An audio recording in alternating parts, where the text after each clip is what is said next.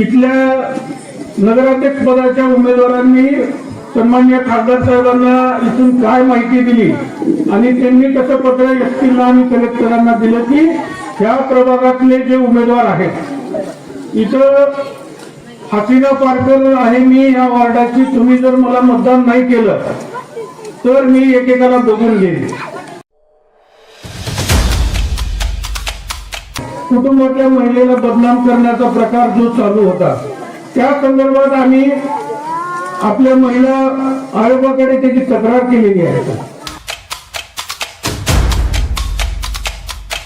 एक एक 2-2 किलो जास्त देण्यात राहतं आणि याच्यापूर्वी 4-4 किलो यांनी राशन काढून घेतलंय, पण आता देताना 2-2 किलो जास्त देत होते. अशा प्रवृत्तीचे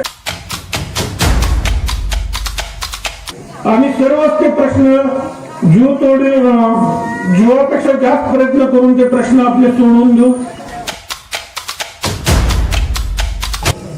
वो कौन दाऊद, कौन हसीना पारकर, हमारा क्या संबंध है? सही दाऊद तो वो है, सही हसीना पारकर तो उसके घर में है. कितने राशन दुकान है उसके पास?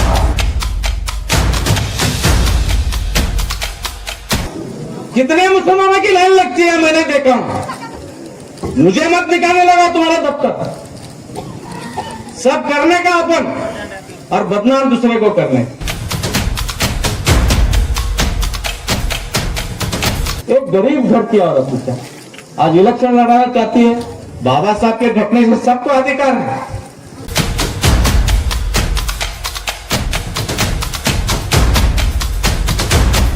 हा, ते विद्वान समजतो स्वतःला. हे जे 2-3 जागा जो कोर्टात पडलेला है तो सूत्रधार है. आता क्या बोलना, हम नहीं बोलना चाहिए.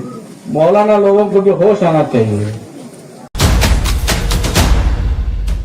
धाराशिवच्या उमरगा शहरात निवडणुकीआधीच राजकारण चांगलंच तापलंय. प्रभाग क्रमांक 4 आणि 5 मध्ये भाजपा, राष्ट्रवादी आणि रिपब्लिकन पार्टी ऑफ इंडिया युतीच्या प्रचार सभांमध्ये हसीना पारकर या एका शब्दामुळे वातावरण स्फोटक बनलंय. खासदारांच्या पत्रानंतर आरोप, बदनामी, महिला आयोगापर्यंत तक्रारी. नेमका उमरग्यात काय सुरू आहे पाहुयात हा रिपोर्ट.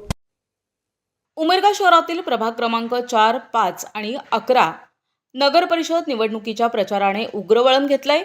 18 डिसेंबरला भाजप, राष्ट्रवादी, रिपाई युतीच्या प्रचारार्थ जाहीर सभा आणि कॉर्नर बैठका पार पडल्या. सभेला लातूर भाजप जिल्हाध्यक्ष तथा माजी मंत्री बसवराज पाटील यांची प्रमुख उपस्थिती होती. मात्र या सभेत खासदारांच्या पत्रातील हसीना पारकर उल्लेख चांगलाच रंगला. गेल्या 4-5 दिवसांपासून या शब्दामुळे परिसरात प्रचंड खळबळ उडाली आहे. या प्रकरणावर पडदा टाकण्यासाठी नव्हे तर थेट उत्तर देण्यासाठी युतीकडून पत्रकार परिषद घेण्यात आली.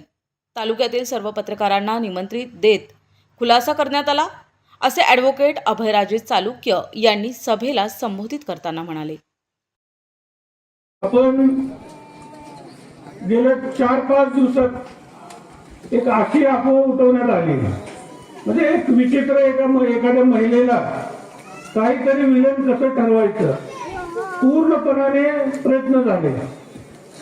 मी आपले खरंच मनापासून आभार मानतो की आपण आवर्जून वेळ काढून दाजी, आपण शेखर साहेब सर्व त्या सभेला उपस्थित आलात. एवढाच विषय आहे की आम्ही डोर टू डोर प्रचार करत होतो. एक मध्येच पत्र आलं, इथल्या नगराध्यक्ष पदाच्या उमेदवारांनी सन्माननीय खासदार साहेबांना इथून काय माहिती दिली आणि त्यांनी कसं पत्र एसपीला आणि कलेक्टरांना दिलं की ह्या प्रभागातले जे उमेदवार आहेत इथं हसीना पारकर आहे मी या वार्डाची, तुम्ही जर मला मतदान नाही केलं तर मी एकेकाला बघून घेईन. पाटील साहेब इतकं आता आम्ही तर मी वयाचे माझे 45 वर्ष, आपण इतकं वर्ष राजकारणातला आपला सहवास आहे. आपण कधी आतापर्यंत कधी असा प्रचार एखादा उमेदवार करेल का? तर विनाकारण एखाद्या गोरगरीब कुटुंबातल्या महिलेला बदनाम करण्याचा प्रकार जो चालू होता त्या संदर्भात आम्ही आपल्या महिला आयोगाकडे त्याची तक्रार केलेली आहे. एवढंच की आपल्याला सर्वांना सांगायचं आहे की उमेदवार ज्यावेळेस आम्ही निवडत होतो तर प्रत्येक जाती धर्मातला उमेदवार कसा आपल्याला प्रत्येक प्रभागातून देता येईल हा क्रायटेरिया करून आम्ही कोणी बघितलं या प्रभागासाठी काय आणि कसं काम करत हे क्रायटेरिया बघून आम्ही ते उमेदवारी दिलेली आहे. पण यांनी आता जे चालू नगराध्यक्ष पदाचे उमेदवार आहेत त्यांनी स्वतःच्या घरात 3 उमेदवार घेतले पटेल साहेब आणि यांना संधी आली होती. हेच कोर्टात गेले होते. कोर्टात गेल्यानंतर एक इलेक्शन कमिशनचं नोटिफिकेशन आलं होतं. त्याच्या विरोधात हे लोक कोर्टात गेले. पण कोर्टाने त्या इलेक्शनला ह्या 3 प्रभागाच्या इलेक्शनला स्टे दिला. स्टे दिल्याच्या नंतर एबी फॉर्म मध्ये 2 ऑप्शन दिले होते सर. तर पहिल्या ऑप्शनचा उमेदवार हा ग्राह्य धरला जाईल आणि त्याचा अर्ज मंजूर होईल म्हणून ह्याच्या विरोधात ते कोर्टात गेले. पण कोर्टाने त्याला स्टे दिल्यामुळं त्यांना आणखी एकदा संधी आली की तुम्ही आणखी 2 नंबरचा जे बी फॉर्मवरचा उमेदवार आहे त्याला सुद्धा तुम्ही ऑप्शन उमेदवारी देऊ शकता. पण ते न करता आणखी स्वतःच्याच घरात आणखी 2 उमेदवारी ठेवल्या. एक प्रभाग 4 मध्ये मुलाला आणि तिकडे त्यांच्या घरच्यांना. म्हणजे असा राक्षसी महत्वाकांक्षी असणारा माणूस आपण सर्वांनी इतका वर्ष त्यांना संधी दिली या नगरपालिकेत काम करण्याची. त्यांनी काय आपल्यासाठी परतफेड म्हणून या वार्डासाठी त्यांनी काय काम केलं तर स्वतःच्या घरातच पाईपलाईन नळ योजना राशन दुकान. आता आम्ही परवा फिरत होतो सर राशन वाटप चालू होतं आणि अक्षरशः अशी लाईन लागली होती. राशन चालू होतं का नेमकं काय चालू होतं. आम्ही तहसीलदारांना म्हणलं की बुवा या इलेक्शन आचारसंहितेच्या काळात हे राशन वाटते ही पद्धत अगोदरी कधी आम्ही पाहिली नाही. आणि राशन वाटताना नेमकं मला असं समजलं की 1-2 किलो जास्त द्यायलेत राशन आणि याच्यापूर्वी 4 किलो यांनी राशन काढून घेतलंय. पण आता देताना 2 किलो जास्त देत होते. अशा प्रवृत्तीचे उमेदवार पुढे आहेत. आमच्या प्रभाग 5 मधल्या उमेदवार सन्माननीय आदरणीय आपला धोत्रेताई ह्या आपल्या प्रत्येक डोर टू डोर जाऊन आपल्याला मत मागत आहेत. या दोघांना उमेदवारांना आपण चांगल्या मताधिक्याने निवडून द्या. येणाऱ्या 5 वर्षात आपण जर यांना दिलं तर आपल्या प्रभागातले जेही प्रश्न असतील मी स्वतः सन्मान्य पाटील साहेब दाजी असतील आणि सर्वच ते प्रश्न जीवापेक्षा जास्त प्रयत्न करून ते प्रश्न आपले सोडवून घेऊ. मी पाटील साहेब एक पत्रकार परिषद घेतली. हे कसं म्हणजे खोटं सिद्ध करतात उमेदवारांना. मी सगळ्यात आपल्या शहरातले आणि तालुक्यातले जितके पत्रकार आहेत त्यांना बोलवून ह्याच प्रभागात पत्रकार परिषद घेतली. त्यांना विनंती केली की तुम्ही चला आमच्या बरोबर. कुणी असा प्रचार केला का आपण प्रत्येक वार्डात प्रत्येक घरात जाऊन विचारू. त्याच्यातले बरेच पत्रकार आमच्या बरोबर आले. त्यांनी सत्यता पडताळली की असा प्रचार कुणी झाला नाही. आणि सन्मान्य हे उमेदवार परवा एक बाईट दिली त्यांनी NTVला. त्याच्यात सांगत आहे की असं आम्ही म्हणलो नाही प्रभागातले लोक आम्हाला सांगितले आणि आम्ही खासदार साहेबांना सांगितले. म्हणजे काही एकमेकाला खोटं बोलून म्हणले आम्ही खासदार साहेबांनी असं काय त्यांना उल्लेखच केला नाही. हे पाटील साहेब पत्र आहे त्यांनी कलेक्टरांना हे पत्र दिले. त्याच्यात स्पष्ट उल्लेख केलाय की एक उमेदवार प्रभाग 5 मधल्या मी हसीना पारकर असा म्हणून प्रचार करतात. मी आपल्या उमेदवारांना पाटील साहेब पत्रकार परिषद होताना विचारला आल्या तुम्हाला हे हसीना पारकर माहिती आहेत का. ते म्हणले कोण. मी आतापर्यंत माझ्या आयुष्यात कधी नाव ऐकलं नाही. तरी म्हणजे विनाकारण एखाद्याला बदनाम करायचं किती करायचं. पण मी बोलणार नाही. आपला स्वभाव नाही कोणावरती टीका करण्याचा. सरळ जे एक माझ्या मनाला वाटलं की एका महिलेचा अपमान होत आहे तर त्या महिलेसाठी आपण उभा राहिलं पाहिजे हे माझ्या मनाला वाटलं. म्हणून मी पत्रकार परिषद घेऊन पूर्ण त्याचा खुलासा केला. आमच्या भाजप महिला उमेदवाराची बदनामी करण्याचा कट रचण्यात आलाय. हा केवळ राजकीय डाव आहे. या प्रकरणी आम्ही महिला आयोगाकडे तक्रार दाखल केली आहे. उमरग्याच्या जनतेने अफवांना बळी न पडता सत्याच्या बाजूने उभे राहावे असे ॲडव्होकेट अभय राजे यांनी मतदारांना सांगितले. कटाला उत्तर मतातून द्या असा संदेश युतीकडून देण्यात आलाय.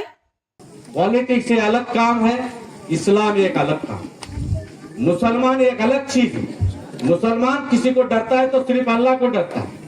रात और दिन मेहनत करने वाले कौन बोले तो मुसलमान। हम क्यों भावनिक होकर वोट करें? रात और दिन अपने प्रश्न छुड़ाने के लिए यही लोग हैं। तो मेरी आपसे अजमत गुजारिश है, आप इंसान देखकर वोट करो, पार्टी का सवाल नहीं। हम बहुत बातचीत कर दी, ऐसे गंदे आदमी को 3 से 4 बार इस शहर में चुनतो। एक बार तो भैया याच्यावर बहिष्कार टाकलं होतं आमच्या समोर। मी 50 वर्ष शहरात शिक्षणापासून प्रबोधनाचं काम करतो, शहरात पाटील साहेब जास्त प्राध्यापक म्हणून काम करतो। असला अंता बहादूर, असला नीच प्रवृत्तीचा माणूस मी या तालुक्यात कधी बोलतो। काजी साहेबांसारख्या माणसाचा अपमान, पाटील साहेबांसारख्या माणसाचा अपमान, हा माणूस कोणाचाच ना। तुमच्या वडिलांनी थोडा आशीर्वाद दिला, मैं तुम्हारा हूं। सरांनी थोडाफार आशीर्वाद दिले, सर मैं तुम्हारा हूं। आता कोणाचा तर झेंडा खाली सवाल की ज्या ज्या नेत्याने याला सांभाळले त्या त्या नेत्याने आत्मपोषण करण्याची गरज आहे असं मला वाटतं। कार्यकर्ते हजारों हैं इस शहर में, तकरीबन 17 से 18 मुस्लिम लोग भी नगर सेवक का इलेक्शन लड़ा रहे थे। हमारे को कोई पार्टी अच्युत नहीं है। मुसलमान को सुबह उठने के बाद काम को जाने की फिक्र रहती है। वो कौन दाऊद, कौन हसीना बरकर, हमारा क्या संबंध है? सही दाऊद तो ओझ है, सही हसीना बरकर तो उसके घर में है।